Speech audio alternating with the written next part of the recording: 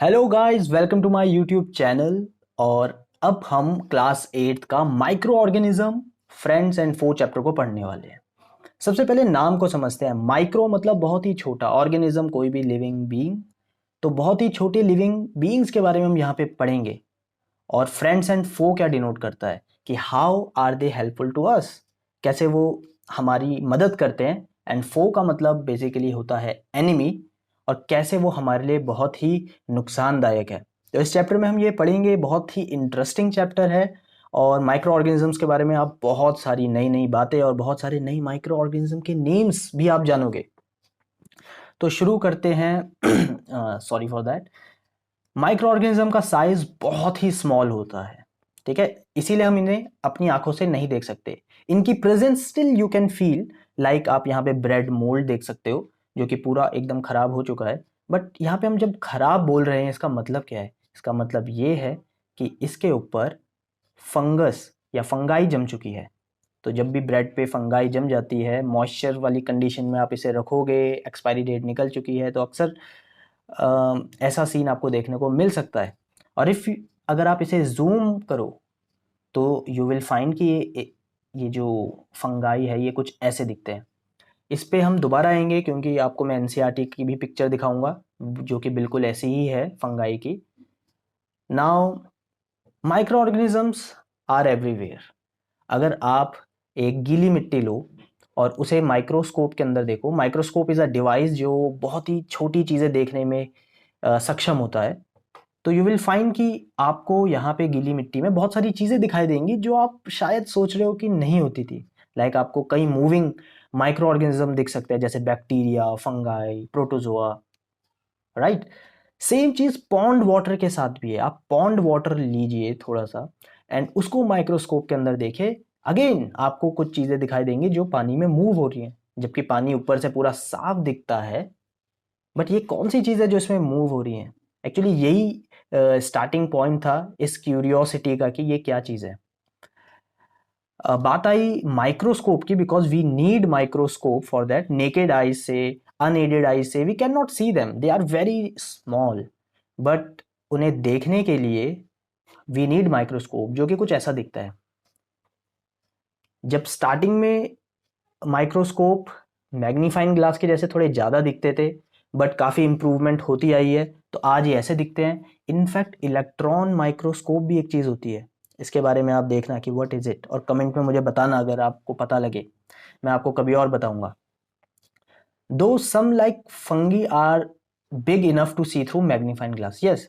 तो कुछ micro organism इतने छोटे हैं कि you need microscope only. But fungi और ऐसे कुछ माइक्रो ऑर्गेनिज्म होते हैं जिन्हें आप मैग्नीफाइंग ग्लास से भी ऑब्जर्व कर सकते हो। नाउ व्हेन आई से फंगाई, तो इसका मतलब ये नहीं कि ये कोई एक माइक्रो ऑर्गेनिज्म है। ये फंगाई के अंदर बहुत सारे डिफरेंट डिफरेंट तरीके के माइक्रो ऑर्गेनिजम्स आते हैं, जो कि हम देखेंगे अभी थोड़ी देर में। जब हम बैक्टीरिया बोलते हैं तो बैक्टीरिया के अंदर भी बहुत सारे अलग अलग तरीके के अलग अलग ऑर्गेनिज्म आते हैं। जस्ट लाइक सेइंग एनिमल, जब हम एनिमल बोलते हैं तो एनिमल कोई एक नहीं है, अलग अलग तरीके के एनिमल्स होते हैं। सिमिलरली जब हम बैक्टीरिया बोल रहे हैं तो बहुत सारे तरीके के बैक्टीरिया, फंगाई बोल रहे हैं तो बहुत सारे तरीके के फंगाई, सब। बट माइक्रो ऑर्गेनिज्म के टाइप्स क्या होते हैं? ये बहुत ही इंपॉर्टेंट क्वेश्चन है। माइक्रो ऑर्गेनिज्म के 4 टाइप ये है जो मैंने यहाँ पे लिखे हैं: बैक्टीरिया, फंगाई, प्रोटोजोआ, एल्गी। ये major group of micro organism है और आपको ये याद रखना है क्योंकि ये क्वेश्चंस पूछा भी जाता है। तो देखते हैं कि ये माइक्रो ऑर्गेनिज्म दिखने में कैसे हैं। तो यहाँ पे मैंने कुछ पिक्चर्स मैं लाया हुआ हूँ। तो आप यहाँ पे रॉड शेप की जो यहाँ पर ऑर्गेनिजम्स देख रहे हो, they are bacteria. Bacteria bacteria look like this. Then algae. Algae generally पानी में काई जो जम जाती है, दैट इज एल्गी। तो यहाँ पे एल्गी के 2 टाइप आपको दिखा रखे हैं, दोनों दिखने में काफ़ी अलग है। तो यू कैन से कि सारी एल्गी भी दिखने में एक जैसी नहीं होती। तो ये एल्गी है।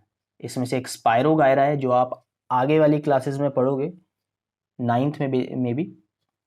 एंड क्लेमीडोमोनास, ये दोनों एल्गी के टाइप हैं। तो ये नाम एटलीस्ट आपको पता होने चाहिए। आई एम नॉट सेइंग कि आप इन्हें याद करो, बट अगर कोई आपसे पूछे स्पायरोगायरा क्या है, तो यू शुड टेल देम कि वो एल्गी है, इतनी आपकी नॉलेज होनी चाहिए। नाउ फंगाई मैंने बोला था, तो ये देखिए ये फंगाई है, fungi looks like this. And protozoa, ये अमीबा पैरामीशियम। अमीबा आपने सुना होगा, आपने अपनी पिछली क्लास में भी अमीबा के न्यूट्रिशन के बारे में कि कैसे वो खाना इंटेक करता है ये सब देखा होगा। तो अमीबा एक्चुअली प्रोटोजोआ की कैटेगरी में आता है, एंड पैरामीशियम ऑल्सो। ठीक है, तो ये सारे माइक्रो ऑर्गेनिज्म है। और क्या आप मुझे ये बता सकते हैं कि ये क्या है, और क्या मैं इसे माइक्रो ऑर्गेनिज्म मानता हूँ या नहीं? First of all this is virus. Virus से तो आप सब फैमिलियर होंगे। ये वायरस है, वायरस भी अलग अलग तरीके के होते हैं। एक कॉमन वायरस कोरोना वायरस भी है जो आजकल बड़ा फेमस भी हो रखा है, बट हम इसे माइक्रो ऑर्गेनिज्म में काउंट नहीं करते। एक बार वापस से चलते हैं यहाँ पे, जब मैं आपको बता रहा था कि मेजर ग्रुप इनके होते हैं ये चार, मैंने कहीं वायरस नहीं लिखा था। तो क्वेश्चन ये आता है कि वायरस माइक्रो ऑर्गेनिज्म क्यों नहीं है? क्या ये छोटा नहीं है? क्योंकि हम तो इसे नहीं देख सकते, तो रीजन ये नहीं है। It is actually microscopic, you can not see it through naked eyes.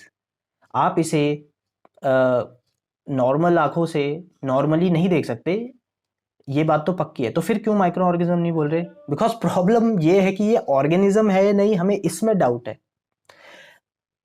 Virus जो होते हैं बॉडी के बाहर नॉन लिविंग होते हैं, बट जैसे ही वो किसी होस्ट, किसी बॉडी को के अंदर आते हैं, दे स्टार्ट रिप्रोड्यूसिंग। ये उनकी बायोमैकेनिक को हैक कर लेते हैं। इसके बारे में डिटेल में आप बाद में पढ़ोगे, बट ऐसा ही कुछ होता है। और तब वो दूसरी की बॉडी के अंदर आके अपनी जो पॉपुलेशन है वो बढ़ाने लगते हैं। ऑब्वियसली ये कोई भी माइक्रो ऑर्गेनिज्म करता ही है, बट ये तभी करते हैं जब ये किसी की बॉडी के अंदर हो। अगर आप बाकी माइक्रोब्स के बारे में बात करो, माइक्रो ऑर्गेनिज्म को शॉर्ट में हम माइक्रोब्स भी बोलते हैं, तो ये बॉडी के बाहर भी जो है मल्टीप्लाई हो सकते हैं, और बॉडी के बाहर भी ये लिविंग ऑर्गेनिज्म जैसे लक्षण दिखाते हैं। But it is not a case with virus.